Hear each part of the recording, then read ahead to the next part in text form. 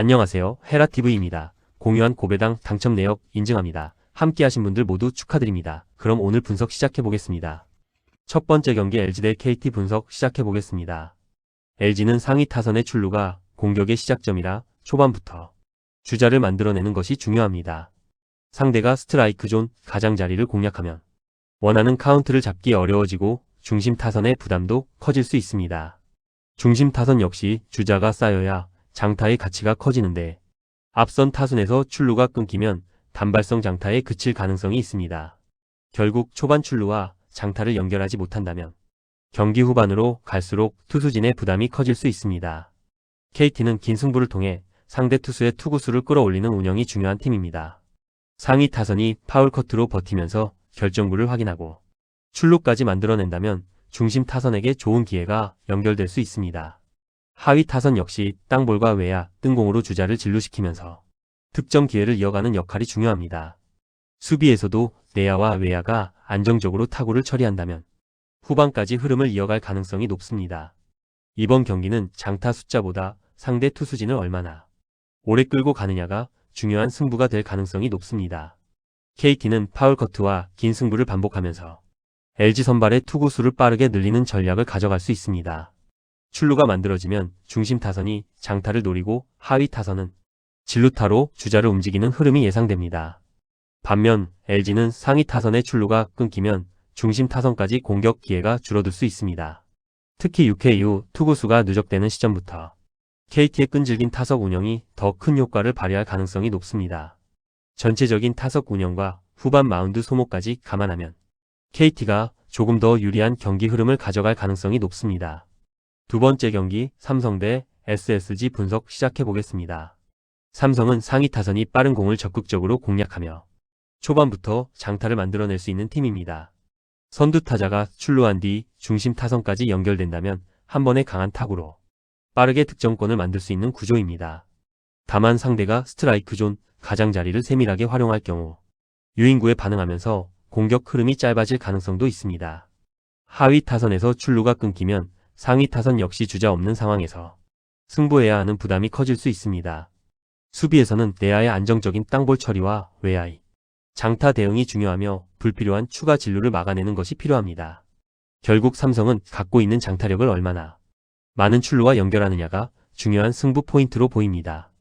SSG는 상위 타선이 무리하게 승부하기보다 볼넷과 출루를 만들어내면서 공격의 시작점을 잡는 데 강점이 있습니다. 선두 타자가 살아나가면 중심 타선 역시 유리한 카운트에서 빠른 공이나 실투를 노릴 수 있는 환경이 만들어집니다. 여기에 런앤히트나 도루까지 섞어준다면 상대 배터리와 수비진을 계속 흔들 수 있는 여지가 있습니다. 중심 타선에서 공격이 한번 끊기더라도 하위 타선이 다시 출루해준다면 상위 타선으로 이어지는 흐름을 만들 수 있습니다. 수비에서도 내야진이 평범한 타구를 안정적으로 처리하고 외야진이 장타를 최소화하는 것이 중요합니다. 전체적인 출루 능력과 공격 연결성을 생각하면 SSG가 조금 더 안정적인 흐름을 가져갈 가능성이 있어 보입니다. 이번 경기는 단순히 안타를 많이 만드는 것보다 출루한 주자를 어느 팀이 더 효율적으로 불러들이느냐가 중요해 보입니다.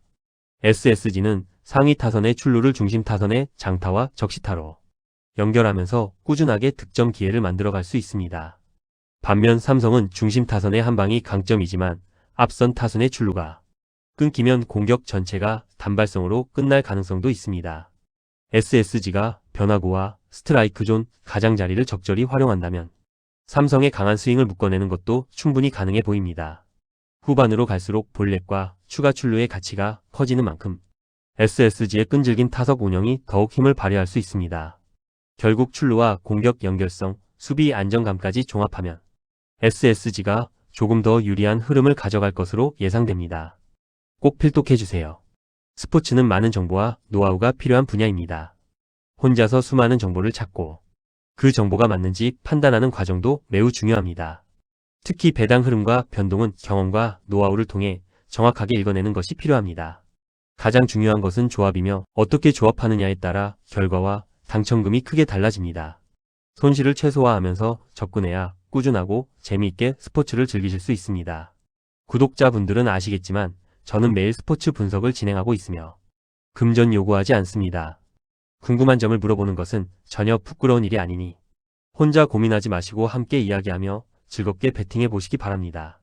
세 번째 경기 롯데 대 키움 분석 시작해 보겠습니다. 롯데는 선두 타자의 출루가 만들어져야 중심 타선까지 공격 흐름을 연결할 수 있습니다. 안타와 볼넷으로 주자가 나가면 장타와 희생 플라이를 통해 득점 기회를 만들 수 있습니다. 반대로 선두 타자가 빠르게 물러나면 중심 타선이 주자 없이 승부해야 하는 부담이 커질 수 있습니다. 하위 타선에서도 볼넷과 짧은 안타로 다시 출루해 상위 타선까지 연결하는 과정이 중요해 보입니다. 주자가 나갔을 때는 키움의 견제와 빠른 내야, 대처를 고려한 주루 플레이도 필요합니다. 결국 롯데는 선두 출루 이후 중심 타선까지 얼마나 끊김없이 연결하느냐가 핵심으로 보입니다. 키움은 선두 타자가 안타와 볼넷 빠른 발을 활용해 출루하면서 공격의 시작점을 만들 수 있습니다.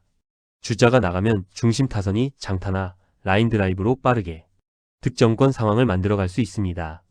하위 타선까지 출루가 이어진다면 다시 상위 타선으로 연결되면서 한 이닝을 길게 가져갈 수 있습니다. 이런 공격이 반복되면 롯데 투수진의 투구수도 자연스럽게 늘어날 가능성이 높습니다. 수비에서는 포수의 견제와 내야진의 빠른 대처로 롯데의 추가 진루를 막는 것이 중요합니다. 전체적인 공격 연결성과 수비 안정감에서는 키움이 조금 더 나은 흐름을 가져갈 수 있어 보입니다. 이번 경기는 선두 타자를 어느 팀이 더 자주 출루시키느냐가 중요한 승부가 될 가능성이 높습니다. 롯데는 중심 타선의 장타력이 강점이지만 앞선 타순에서 출루가 끊기면 공격력이 제한될 수 있습니다. 키움은 볼넷과 내야 안타까지 활용하며 다양한 방식으로 선두 출루를 만들어낼 수 있습니다. 선두 타자가 살아나가면 중심 타선의 장타까지 연결될 가능성도 충분해 보입니다. 반대로 롯데가 출루하더라도 키움이 견제와 수비로 추가 진루를 막아낸다면 흐름을 쉽게 내주지 않을 수 있습니다. 후반으로 갈수록 투구수 부담이 커지는 쪽은 롯데가 될 가능성이 있어 보입니다. 결국 출루와 연결성에서 조금 더 안정적인 키움이 승부에서 우위를 가져갈 가능성이 높아 보입니다. 네 번째 경기 NC 대 두산 분석 시작해 보겠습니다. NC는 한 차례 득점을 만든 뒤에도 선두 타선이 다시 출루하면서 상대 마운드에 계속 부담을 주는 흐름이 중요합니다. 볼넷이나 짧은 안타로 출루가 이어지면 중심 타선 역시 주자를 득점권으로 보내며 추가점을 노릴 수 있습니다. 반대로 선두 타자가 빠르게 물러나면 두산 투수진이 안정을 찾으면서 공격 흐름이 끊길 가능성이 있습니다. 하위 타선도 파울과 볼넷으로 승부를 길게 가져가며 상대 투구수를 늘려줄 필요가 있습니다. 수비에서는 유격수와 이루수의 병살 연결이 중요하고 외야에서도 추가 진루를 막는 판단이 필요합니다.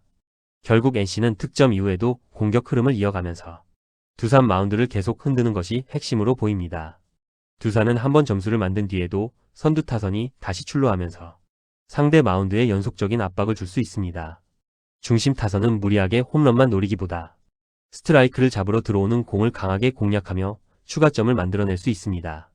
하위 타선까지 볼넷과 긴 승부를 만들어준다면 NC 투수의 투구수가 빠르게 늘어날 가능성이 높습니다. 이후 상위 타선으로 다시 연결되면 이미 지친 투수를 상대로 더 유리한 승부를 가져갈 수 있습니다. 수비에서는 유격수와 이루수의 안정적인 병살 처리로 NC의 반격 흐름을 끊어내는 것이 중요합니다.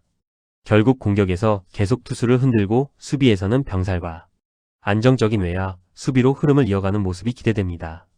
이번 경기는 먼저 득점하는 것보다 득점 이후 그 흐름을 얼마나 오래 이어가느냐가 중요한 승부가 될 가능성이 높습니다.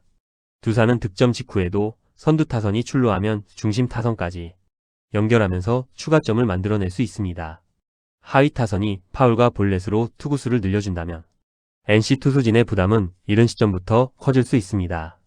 반면 NC는 선두 타선이 살아나가더라도 두산의 병살 수비에 걸리면 공격 흐름이 쉽게 끊길 가능성이 있습니다.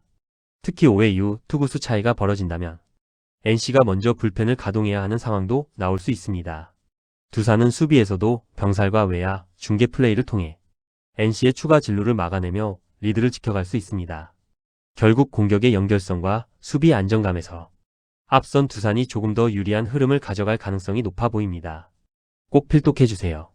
스포츠는 많은 정보와 노하우가 필요한 분야입니다. 혼자서 수많은 정보를 찾고 그 정보가 맞는지 판단하는 과정도 매우 중요합니다. 특히 배당 흐름과 변동은 경험과 노하우를 통해 정확하게 읽어내는 것이 필요합니다. 가장 중요한 것은 조합이며 어떻게 조합하느냐에 따라 결과와 당첨금이 크게 달라집니다. 손실을 최소화하면서 접근해야 꾸준하고 재미있게 스포츠를 즐기실 수 있습니다. 구독자분들은 아시겠지만 저는 매일 스포츠 분석을 진행하고 있으며 금전 요구하지 않습니다. 궁금한 점을 물어보는 것은 전혀 부끄러운 일이 아니니 혼자 고민하지 마시고 함께 이야기하며 즐겁게 배팅해 보시기 바랍니다. 5번째 경기 하나 대 KIA 분석 시작해 보겠습니다. 하나는 선두타선부터 빠르고 낮은 타구를 만들어내며 KIA 내야 수비의 첫 반응을 계속 시험할 수 있습니다. 선두타자가 출루하면 중심타선은 무리한 홈런보다 외야수 사이를 가르는 타구와 깊은 플라이로 상황에 맞는 득점을 노릴 수 있습니다. 주자가 쌓인 상황에서는 좌중간과 우중간을 공략하는 장타로 한 번에 점수까지 연결할 여지도 충분합니다. 하위 타선까지 인플레이 타구를 이어간다면 KIA 수비진은 쉬어갈 틈 없이 계속 움직여야 하는 부담을 안게 됩니다. 수비에서는 유격수의 빠른 첫발과 중견수의 넓은 수비 범위가 중요하며 강한 타구를 빠르게 처리해야 추가 진루를 막을 수 있습니다.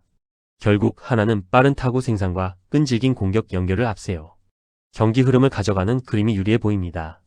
KIA는 상위 타순의 출루와 중심 타선의 장타가 연결될 경우 충분히 맞불을 놓을 수 있는 타선입니다. 다만 하나 배터리가 낮은 코스를 집중적으로 공략하면 타격 포인트가 흔들리면서 뜬공과 힘없는 땅볼이 늘어날 가능성이 있습니다. 선두 타자가 출루하더라도 하나 유격수의 빠른 수비 대응이 이어지면 내야 안타와 추가 진루를 쉽게 만들기 어려울 수 있습니다. 중심 타선 역시 장타를 노릴 수 있지만 중견수가 낙하 지점을 빠르게 잡아내면 큰 타구가 단순한 외야 플라이로 끝날 여지도 있습니다. 하위 타선에서 인플레이 타구가 끊기면 상위 타선으로 공격이 이어지지 못하면서 득점 기회 자체가 줄어들 수 있습니다.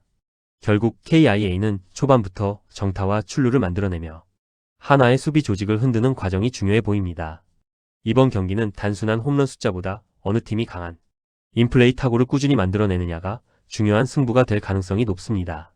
하나는 선두타선부터 빠르고 낮은 타구를 내야 사이로 보내며 KIA 수비진의 움직임을 계속 끌어낼 수 있습니다. 출루가 만들어지면 중심 타선이 장타와 희생 플라이를 상황에 맞게 선택하면서 한 점씩 득점으로 연결할 여지가 있습니다. 하위 타선까지 타구를 계속 만들어낸다면 한 이닝이 쉽게 끝나지 않으면서 KIA 투수진의 부담도 자연스럽게 커질 수 있습니다. 반면 KIA는 하나 포수의 낮은 코스 승부에 대응하면서 초반부터 원하는 타구를 만들어내는 것이 중요합니다.